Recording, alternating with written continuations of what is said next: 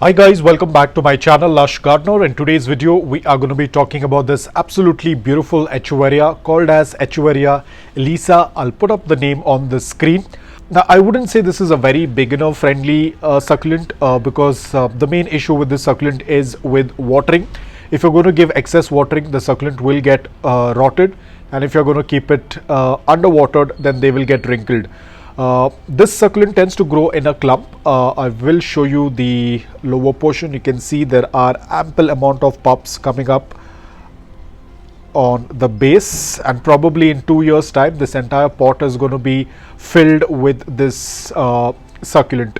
I was thinking to separate them, but I thought I will give it some more time because they are slightly underwatered. So I will first hydrate them, and then I'm not very sure if I want to separate them. I'm just going to keep them as it is because this succulent is known to clump. They will start getting bushy and they will turn into a large clump. That's how they tend to grow. The soil has to be the same, that is loose, porous, well draining. Keep the nutrients level in the soil very low. Offer a good amount of morning direct sunlight for 5 to 6 hours after acclimating it. It requires a good amount of light, otherwise the red coloration is not going to show up. It's only when the succulent is exposed to morning direct sunlight for 5 to 6 hours or 6 to 7 hours, that is when it will start getting a good amount of that red color. If you're going to keep it in indirect bright light, the succulent will stay compact, but most probably the stress colors or the colors might not be very intense. So again, it depends upon you. If you don't receive direct sunlight, it's absolutely fine. You can still grow it in indirect bright light, provided that indirect bright light has a very good intensity. I've taken out few of the leaves from the upper portion. They tend to shed out a lot of leaves, especially when they are putting out pups. This is something that I've seen very common, especially when succulents tend to clump. You will get a lot of dry leaves in between, and it is important to take out those dry leaves. I've taken out most of them.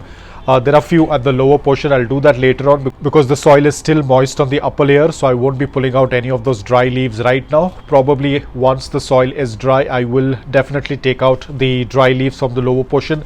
Otherwise, as we all know, if there is a lot of dry leaves, that can house insects, pests, and even mold as well, so we have to be extremely careful. Overall, if you have a good amount of experience with succulents, it is easy. But yes, for the initial stage, for people who are just starting off with succulents, it will be a little tricky with watering because you need to have that balanced watering, not too much, not very less, wherein the succulent starts to get dehydrated. You have to have that balance. Again, watering is a topic that I never talk in depth. It's because watering depends upon various factors: how much of sunlight you receive, where is the succulent placed, what is the material of the pot or the size of the pot, the type of soil that you're using. A lot of these factors play a very important role in order when to water and when not. We cannot have the same watering schedule. Even if the person stays in the same location as well, he or she will have a very different watering schedule compared to what I have. So this is something that you have to individually check and then go ahead and water it. So propagation, as you might have seen, I showed you this small little pups that are growing in. You can separate them once they reach a decent size, or you can even separate the clumps. Stem cutting is possible only if you are able to see the stem.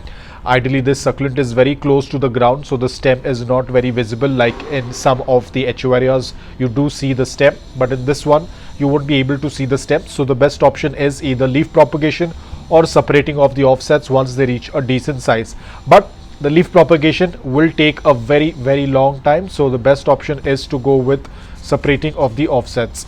So overall, it is okay succulent. I would say I would put it in the level of medium. They are from the genus of Echeveria, so in summers and spring they will get into their growing period, and winter is their dormant period.